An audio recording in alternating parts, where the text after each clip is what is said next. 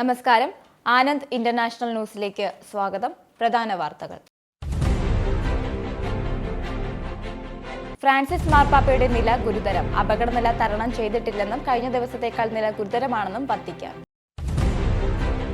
US president Donald ട്രംപുമായി നടക്കാനിരിക്കുന്ന ചർച്ചകളിൽ ഉക്രൈനെ പിന്തുണയ്ക്കുമെന്ന് UK പ്രധാനമന്ത്രി കെയർ സ്റ്റാർമർ.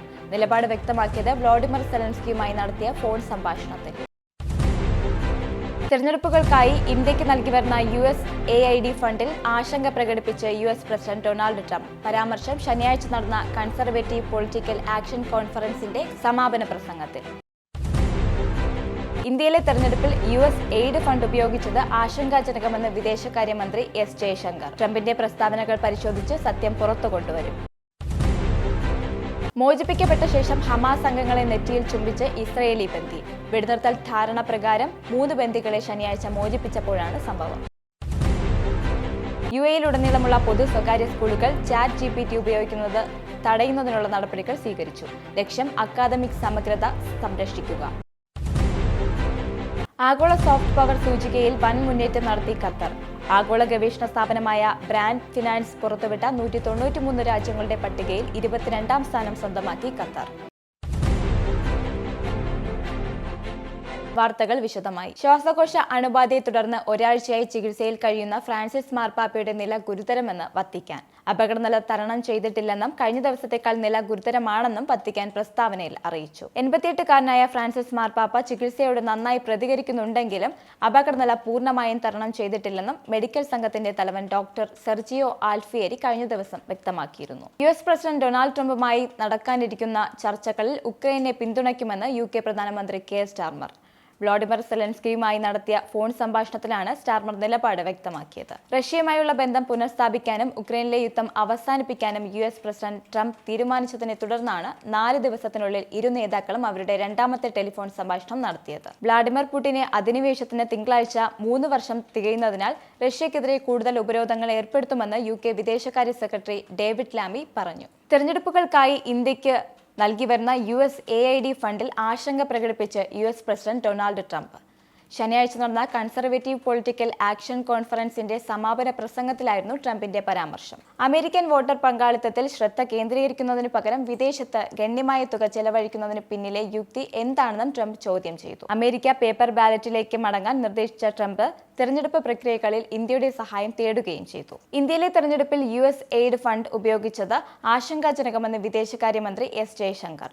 ട്രംപിന്റെ പ്രസ്താവനകൾ പരിശോധിക്കുകയാണെന്നും സത്യം പുറത്തുകൊണ്ടുവരുമെന്നും അദ്ദേഹം കൂട്ടിച്ചേർത്തു. തെരഞ്ഞെടുപ്പിൽ ഇന്ത്യയിലെ വോട്ടർമാരുടെ പങ്കാളിത്തം വർദ്ധിക്കുന്നതിനായി USAID $21 മില്യൺ നീക്കിവെച്ചതായി US പ്രസിഡന്റ് ഡൊണാൾഡ് ട്രംപ് നേരത്തെ പറഞ്ഞിരുന്നു. ഇന്ത്യ ഉയർന്ന തോതിൽ ടാക്സ് ഈടാക്കുന്നതിനാൽ കയ്യിൽ നിറയെ പണമുണ്ടാകുമെന്നും അതിനാൽ നൽകിവരുന്ന ഫണ്ടിംഗ് അവസാനിപ്പിക്കുകയാണെന്നുമാണ് ട്രംപ് പറഞ്ഞത്.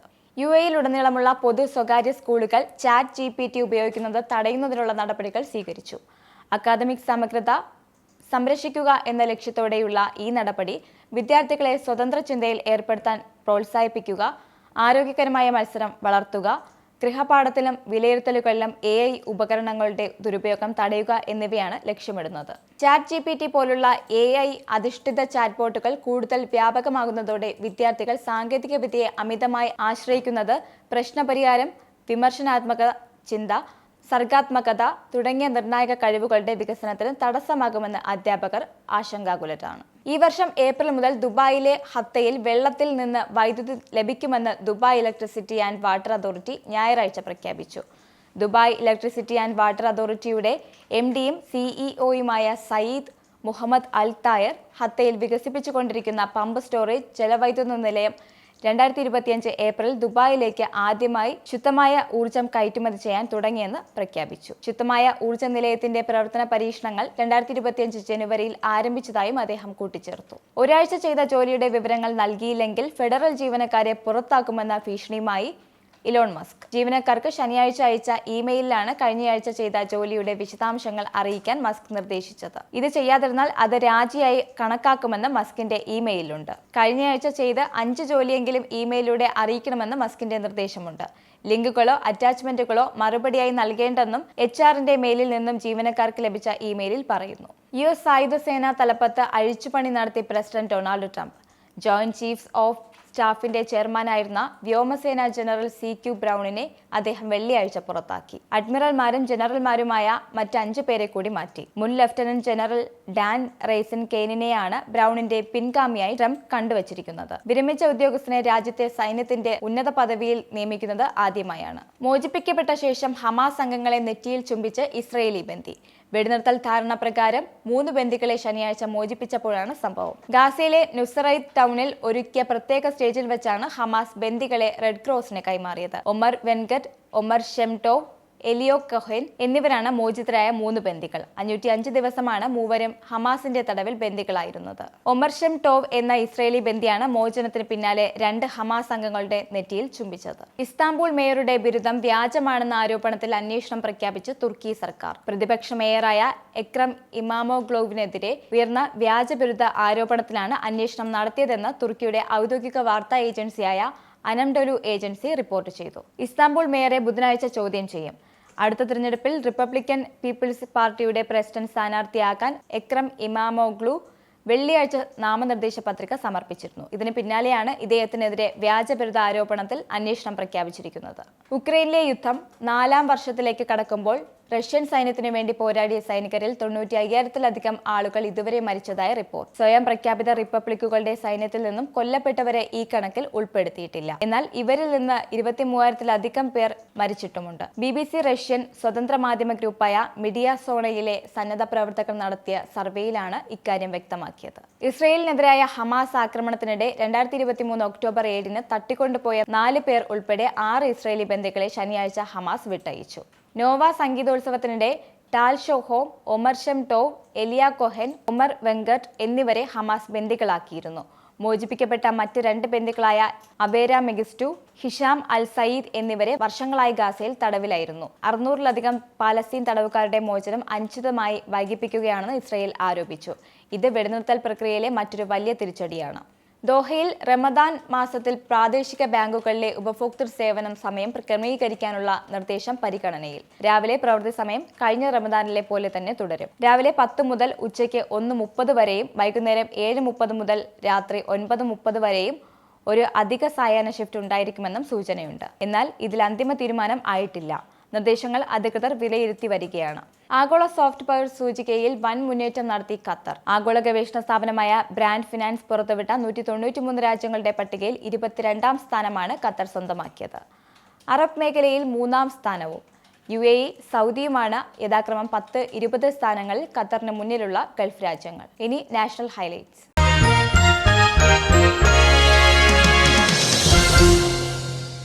റിസർവ് ബാങ്ക് മുൻ ഗവർണർ ശക്തികാന്ത് ദാസിനെ പ്രധാനമന്ത്രിയുടെ പ്രിൻസിപ്പൽ സെക്രട്ടറിയായി നിയമിച്ചു. 6 വർഷം റിസർവ് ബാങ്ക് ഓഫ് ഇന്ത്യയുടെ ഗവർണറായി സേവനമനുഷ്ഠിച്ച അദ്ദേഹം കഴിഞ്ഞ വർഷം ഡിസംബറിലാണ് വിരമിച്ചത്. തനിക്കിഷ്ടപ്പെട്ട ഉദ്യോഗസ്ഥരുമായി അടുത്ത ബന്ധം പുലർത്തുന്ന മോദി ശക്തികാന്ത് ദാസിനെ പ്രിൻസിപ്പൽ സെക്രട്ടറിയാക്കിയതിന് പിന്നിലും ഇതേ കാരണം തന്നെയാണെന്ന് ചൂണ്ടിക്കാണിക്കുന്നു. പ്രധാനമന്ത്രിയുടെ കാലാവധി കഴിയുന്നതുവരെ അല്ലെങ്കിൽ ഇനിയൊരു ഉത്തരവുണ്ടാകുന്നതുവരെ അദ്ദേഹത്തിന്റെ നിയമനം തുടരും. പാർട്ടിക്ക് മുന്നറിയിപ്പുമായി കോൺഗ്രസ് MP ശശി തരൂർ. തന്റെ സേവനം പാർട്ടിക്ക് ആവശ്യമില്ലെങ്കിൽ മറ്റു വഴികൾ തേടുന്നുവെന്ന നിലപാട് തരൂർ വ്യക്തമാക്കി. ഇന്ത്യൻ എക്സ്പ്രസിന്റെ പ്രതിവാര പോഡ്കാസ്റ്റ് വർത്തമാനം പരിപാടിയിലൂടെയാണ് തരൂർ നിലപാട് വ്യക്തമാക്കിയത്. പാർട്ടി അടിത്തറ വികസിപ്പിച്ചില്ലെങ്കിൽ 3ാം തവണയും പ്രതിപക്ഷത്തിരിക്കേണ്ടി വരും. പുതിയ വോട്ടർമാരെ ആകർഷിക്കണമെങ്കിൽ പാർട്ടി അടിത്തറ ശക്തിപ്പെടുത്തേണ്ടതുണ്ട്.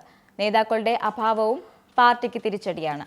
രാജ്യത്തിന്റെയും സംസ്ഥാനത്തിന്റെ വികസനത്തെക്കുറിച്ച് സ്വതന്ത്രമായി താൻ അഭിപ്രായം പറയുന്നതിന് ജനപിന്തുണയുണ്ട്. കോൺഗ്രസിന് തന്റെ സേവനം വേണ്ടെങ്കിൽ തനിക്ക് മറ്റു വഴികളുണ്ടെന്നും ശശി തരൂർ കൂട്ടിച്ചേർത്തു. ഇനിയൊരു ഇടവേള. വാർത്തകൾ തുടരുന്നു. കേരള ഹൈലൈറ്റ്സ്. വയനാട് ഉരുൾപൊട്ടൽ ദുരന്തത്തിന്റെ ഇരകളായ എല്ലാവരെയും പുനരധിവസിപ്പിക്കണമെന്നാവശ്യപ്പെട്ട് ദുരന്തഭൂമിയായ ചൂരൽമലയിൽ കുടിൽകെട്ടി സമരം. ഞായറാഴ്ച രാവിലെ മുതലാണ് സമരം ആരംഭിച്ചത്. ജനശബ്ദം കൂട്ടായ്മയുടെ നേതൃത്വത്തിലാണ് സമരം നടക്കുന്നത്. സർക്കാർ ആദ്യം പറഞ്ഞ വാക്കിൽ നിന്ന് പിന്നോട്ട് പോകുകയാണെന്നും പുനരധിവസിപ്പിക്കേണ്ടവരുടെ എണ്ണവും വീടുകളുടെ എണ്ണവും പലതവണയായി സർക്കാർ കുറച്ചുവെന്നും സമരക്കാർ ആരോപിച്ചു. കോൺഗ്രസിന് തന്റെ സേവനം ആവശ്യമില്ലെങ്കിൽ മുന്നിൽ മറ്റു വഴികളുണ്ടെന്ന ശശി തരൂർ MPയുടെ പരാമർശത്തിൽ പ്രതികരിച്ച് CPM കേന്ദ്ര കമ്മിറ്റി അംഗം AK ബാലൻ. ശശി തരൂർ കോൺഗ്രസിന് പേടി സ്വപ്നമാണ്. അദ്ദേഹത്തെ തൊടാൻ സാധിക്കില്ല. AICC അധ്യക്ഷ സ്ഥാനത്തേക്ക് മത്സരിക്കാൻ അദ്ദേഹം വന്നതു മുതൽ തുടങ്ങിയതാണിത്. കേരളത്തിലെ മുഖ്യമന്ത്രി സ്ഥാനത്തേക്ക് തരൂരിന്റെ പേര് ഏതെങ്കിലും നിലയ്ക്ക് ഹൈക്കമാൻഡിൽ നിന്ന് വന്നു കഴിഞ്ഞാൽ പിന്നീട് എന്തായിരിക്കും സ്ഥിതിയെന്ന് ആലോചിച്ച് തല പുണ്ണാക്കി ഉറക്കം കളയുകയാണ് കോൺഗ്രസിലെ മറ്റു നേതാക്കൾ. വിവരമുള്ള ആർക്കും കോൺഗ്രസിൽ നിൽക്കാനാകില്ല എന്നും AK ബാലൻ പറഞ്ഞു. ഇനി പൗണ്ട് റേറ്റ്. UK പൗണ്ട് ഇന്നത്തെ മൂല്യം: ഒരു പൗണ്ട് 109.43 ഇന്ത്യൻ രൂപ, ഒരു $, 86.65 രൂപ, ഒരു യൂറോ 90.40 രൂപ, ഒരു പൗണ്ട് 1.26 $. ഇനി സ്പോർട്സ്.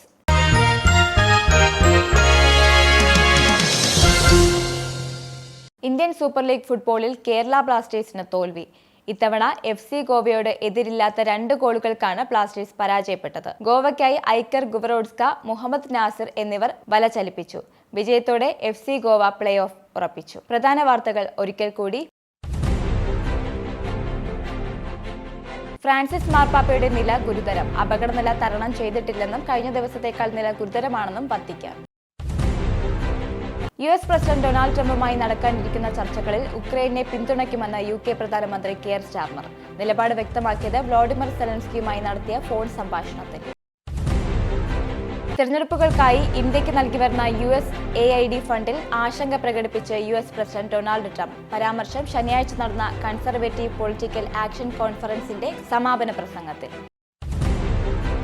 ഇന്ത്യയിലെ തെരഞ്ഞെടുപ്പിൽ USAID ഫണ്ട് ഉപയോഗിച്ചത് ആശങ്കാജനകമെന്ന് വിദേശകാര്യമന്ത്രി S ജയശങ്കർ. ട്രംപിന്റെ പ്രസ്താവനകൾ പരിശോധിച്ച് സത്യം പുറത്തു കൊണ്ടുവരും. മോചിപ്പിക്കപ്പെട്ട ശേഷം ഹമാസ് അംഗങ്ങളെ നെറ്റിയിൽ ചുംബിച്ച് ഇസ്രയേലി ബന്ദി. വെടിനിർത്തൽ ധാരണ പ്രകാരം 3 ബന്ദികളെ ശനിയാഴ്ച മോചിപ്പിച്ചപ്പോഴാണ് സംഭവം. UAE-യിലുടനീളമുള്ള പൊതു സ്വകാര്യ സ്കൂളുകൾ ChatGPT ഉപയോഗിക്കുന്നത് തടയുന്നതിനുള്ള നടപടികൾ സ്വീകരിച്ചു. ലക്ഷ്യം അക്കാദമിക് സമഗ്രത സംരക്ഷിക്കുക. ആഗോള സോഫ്റ്റ് പവർ സൂചികയിൽ വൻ മുന്നേറ്റം നടത്തി ഖത്തർ. ആഗോള ഗവേഷണ സ്ഥാപനമായ ബ്രാൻഡ് ഫിനാൻസ് പുറത്തുവിട്ട 193 രാജ്യങ്ങളുടെ പട്ടികയിൽ 22ാം സ്ഥാനം സ്വന്തമാക്കി ഖത്തർ. ഈ ബുള്ളറ്റിൻ സമാപിക്കുന്നു. നമസ്കാരം. നിങ്ങൾക്കും ആനന്ദ മീഡിയയുടെ പ്രേക്ഷകരിൽ ഒരാളാകണ്ടേ? യൂറോപ്പിലും US-ലും ആഫ്രിക്കയിലും അടക്കം പ്രവാസികൾ ഉള്ളയിടങ്ങളിലൊക്കെ ജനപ്രിയ ചാനലുമായി ആനന്ദ് മീഡിയ ഒപ്പമുണ്ട്.